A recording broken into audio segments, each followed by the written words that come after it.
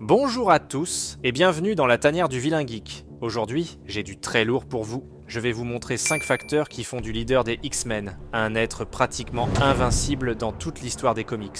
Je parle de notre ami Scott Summers. Sauf que dans cette vidéo, vous allez voir qu'aucun des facteurs d'invincibilité en question sont liés à ses rayons optiques. Tu vois, c'est d'ailleurs ça le problème avec Cyclope. Tout le monde pense que ses blasts d'énergie sont la seule force qu'il possède. Mais ça, c'est une insulte au personnage, qui malheureusement se fait constamment éclipser par la splendeur et la popularité de Wolverine. Mais pas aujourd'hui mes amis. Non, vous allez découvrir à travers les pages des comics à quel point Cyclope est un être redoutable. Et juste avant de vous présenter ces 5 facteurs, je vais cimenter mes arguments en faveur de Cyclope avec une étude de cas fracassante. Et comme vous allez voir, tout ça va se dérouler lors d'un combat ultime entre deux titans. Cyclope contre Captain Marvel. Ouais, vous avez bien entendu, le leader des X-Men face à la grosse artillerie des Avengers. Alors, qui l'emporte dans un combat en face à face? Est-ce que Scott Summers, avec ses rayons optiques, peut vraiment rivaliser avec la puissance cosmique de Carol Danvers? C'est la question que tout le monde se pose depuis l'annonce de la nouvelle série de comics Avengers vs X-Men, prévue pour 2025, et qui va démarrer en trombe avec le numéro 21 des comics Avengers, signé Jed MacKay. A noter que depuis leur dernier affrontement en 2012, tout le monde avait bien hâte de revoir nos deux équipes de super-héros préférés s'affronter dans un combat ultime. Et cette question prend une toute autre dimension quand on sait que les X-Men débarquent enfin dans le MCU, après le carton de Deadpool et Wolverine cet été. Selon les rumeurs dans l'industrie, on parle déjà d'un film Avengers vs X-Men avec Kevin Feige aux commandes. Et cette série de comics pourrait bien nous donner un avant-goût de ce qui nous attend. Surtout avec Carol Danvers qui remplace Captain America à la tête des Avengers. Et même si c'est pas tout le monde qui kiffe Carol, on peut pas nier son pouvoir incroyable. Mais aujourd'hui, on n'est pas là pour parler de l'avenir du MCU, mais bien du lore des comics. Parce que figurez-vous que Cyclope a déjà croisé le fer avec Captain Marvel, et le résultat risque de vous surprendre. Je vous parle bien sûr de Contest of Chaos, un crossover dont je vous parle d'ailleurs dans ma vidéo à propos d'Agatha Harkness. Cliquez juste ici pour voir ça. En gros, imaginez un peu, Agatha Harkness, la deuxième sorcière la plus badass de l'univers Marvel après Wanda Maximoff, décide d'organiser un petit tournoi entre super-héros. Mais le hic, c'est que les participants sont contrôlés par sa magie et obligés de se mettre sur la tronche pour on ne sait quelle raison obscure. Et devinez qui se retrouve face à face dans ce joyeux bordel? Cyclope et Captain Marvel, pardi! Alors là, les fans ont crié au scandale. Comment le gars qui tire des lasers avec ses yeux pourrait-il espérer rivaliser avec la puissance cosmique de Carol Danvers? C'est comme comparer un lance-pierre à un canon orbital, c'est du suicide assuré. Sauf que voilà, Cyclope, c'est pas le genre de type à foncer tête baissée. Non. C'est un stratège né, un maître tacticien qui a toujours un plan derrière la tête. Et puis, il faut dire qu'il connaît Carol depuis un bon bout de temps. Ils ont bossé ensemble, se sont frités pendant Civil War et Avengers vs X-Men, bref, ils ont un passif chargé. Du coup, quand Agatha les balance dans son arène mystique, un petit village de pêcheurs en Islande, Cyclope comprend tout de suite que la force brute ne suffira pas. Il observe, analyse, et surtout, vous allez voir, il utilise sa connaissance de Carol à son avantage. Le combat commence, et comme on pouvait s'y attendre, Captain Marvel absorbe sans broncher les premiers rayons optiques de Cyclope. Elle se moque même de lui, le traite de guignol avec son masque ridicule. Ah mais ce qu'elle est arrogante cette Carol! Mais Scott ne se démonte pas. Il enlève son viseur, libérant toute la puissance de ses rayons sur Carol, la surchargeant d'énergie. Et lorsque Carol absorbe l'ensemble de l'énergie du blast de Scott, eh bien, c'est là que Cyclope abat sa carte maîtresse. Il lui explique qu'il savait depuis le début que Carol emmagasinerait son blast et que ça faisait partie de son plan pour la dézinguer. Il lui fait comprendre qu'un seul blast de sa part suffirait à raser l'Islande, voire toute la Scandinavie. Par conséquent, si Carol relâche cette énergie pour tuer Scott, elle va aussi tuer des milliers d'innocents au passage. Donc vous l'aurez deviné, Carol est piégée par l'énergie dévastatrice de Scott. Un vrai cadeau empoisonné. Il la met face à ses responsabilités, la force à choisir entre sa rage et la vie d'innocent. Et là, coup de théâtre, au lieu de libérer toute sa puissance et de risquer un massacre, Captain Marvel se retient. Imaginez la scène. Carol déchirée entre la rage induite par le sort d'Agatha et son sens moral inébranlable. On la voit trembler, lutter contre elle-même, les poings serrés, alors qu'une aura d'énergie menace d'exploser, ce qui va finir par la tuer si elle ne la relâche pas dans les moments qui suivent. C'est là que Cyclope, avec un calme glacial, lui assène le coup de grâce. Toute cette puissance que je t'ai donnée, utilise-la, et tu déclencheras un cataclysme. Cyclope ajoute ensuite, tu me tueras et peut-être tous les habitants de l'Islande avec, le Groenland et la Scandinavie entière, exactement comme tu as failli tuer tes amis et mes coéquipiers lors de l'attaque des Broods. On voit ici que Cyclope manipule les émotions de Carol, et c'est alors que son visage se fige. Cyclope vient de la piéger avec ses propres pouvoirs, la forçant à choisir entre sa survie et celle d'Innocent. Et dans tout ça, eh bien, Cyclope, lui, reste impassible. Observant son adversaire avec une confiance froide, il avait anticipé le fait que Carol ne céderait pas à la colère, que son sens du devoir l'empêcherait de faire un choix aussi terrible. Et il avait raison. Dans un dernier effort de volonté, Carol se laisse tomber à genoux, vaincue par sa propre conscience.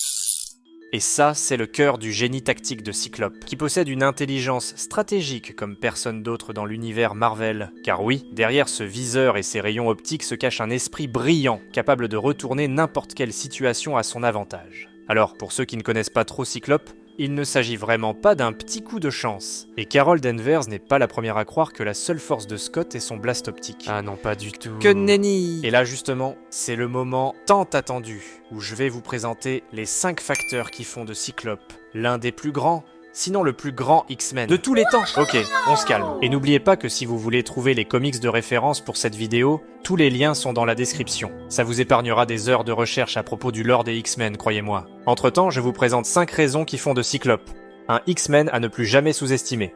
Allons-y. Raison numéro 1. Son incroyable cerveau de mathématicien.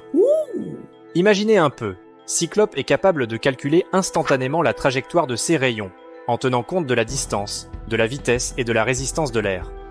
Il peut viser des cibles à travers des obstacles, changer de direction en plein vol et même dévier les projectiles ennemis. C'est un véritable maître de la géométrie spatiale, capable d'anticiper les mouvements de ses adversaires et de les contrer avec une efficacité redoutable.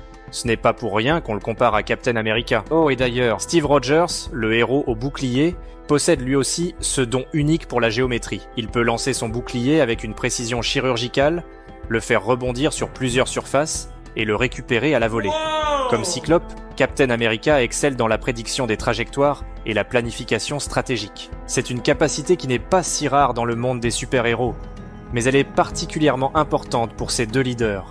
En effet, la maîtrise de la géométrie spatiale leur permet de voir le champ de bataille sous tous ses angles, d'anticiper les dangers et de prendre des décisions stratégiques cruciales pour la sécurité de leurs équipes. Raison numéro 2. Son bouclier mental impénétrable.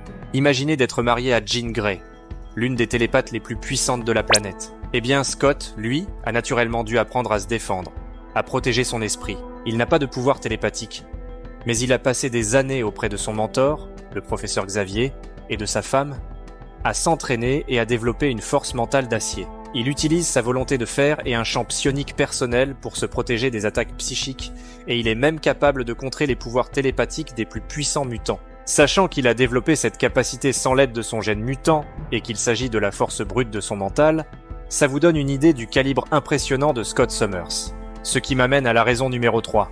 Cyclope est un leader né. Cyclope ne se résume pas seulement à ses talents de tacticien et à sa résistance mentale. L'intérêt de Scott Summers pour la stratégie ne vient pas de ses pouvoirs optiques, mais de son insatiable curiosité et de son désir de faire une différence. C'est à la bibliothèque, en dévorant des manuels sur la gestion de crise et en s'inspirant de l'art de la guerre de Sun Tzu, qu'il a développé ses dons de stratège. Intéressant. Cette passion pour la tactique s'est ensuite alliée à sa force de caractère et à sa foi inébranlable dans le potentiel des X-Men pour faire de lui un meneur hors pair. Il croit profondément en la cause qu'il défend et sait comment unir ses équipes pour remporter la victoire. Son leadership ne se limite pas au champ de bataille. C'est également un mentor pour les jeunes mutants de l'Institut Xavier. Ah, quel gentleman. Il a lui-même vécu la difficulté de grandir avec des pouvoirs mutants incompris, et il sait guider les jeunes recrues sur le chemin de l'acceptation et de la maîtrise de leurs dons. Il en a l'expérience. Et parlant de dons génétiques, voici la raison numéro 4. Son ADN très particulière. Bon, c'est reparti. On sait tous que les mutants ont une mutation génétique unique, qui leur donne des pouvoirs incroyables. Par contre, Cyclope n'est pas un mutant comme les autres. Il possède un potentiel génétique d'une puissance brute exceptionnelle. Et ce n'est pas un secret pour le terrible Mr. Sinister. Comme je l'explique dans une autre vidéo, le vilain était obsédé par l'ADN de Scott, rêvant de créer un mutant supérieur, un mutant au potentiel dévastateur, capable d'ouvrir des portails interdimensionnels grâce à ses rayons optiques. Mais y a-t-il autre chose ? Qu'est-ce qui rend les gènes de Scott Summers aussi uniques ? La clé réside dans la combinaison très particulière des gènes que Scott Summers possède. En fait, Cyclope est une sorte de bombe à retardement génétique, une puissance qui n'attend que d'être déclenchée. Mr. Sinister, dans son ambition démesurée, a même tenté de cloner Cyclope pour exploiter ce potentiel. Il a réussi dans certaines réalités alternatives, créant des êtres comme Nate Grey, alias X-Man, qui possèdent des pouvoirs psychiques et optiques d'une magnitude incroyable.